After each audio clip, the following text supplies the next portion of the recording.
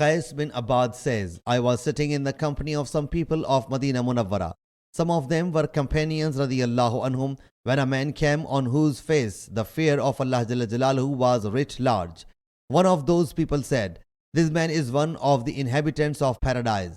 This man is one of the inhabitants of paradise. He performed 2 short units and then went away. I also followed him until he entered his house, and I as well entered his house. Then we started conversing with each other. When he became somewhat familiar, I said, when you entered the masjid, a man said this and this about you. He said, glory be to Allah Jalla Jalaluhu.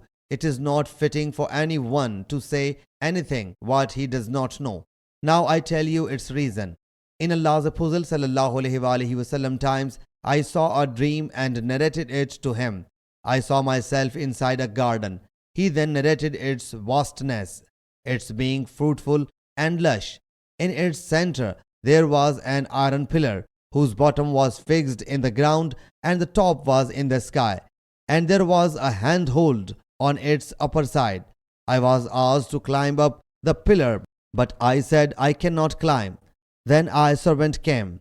Ibn Aun says that Minaf means a servant. He hitched up my clothes from behind and lifted me up with his hand from behind.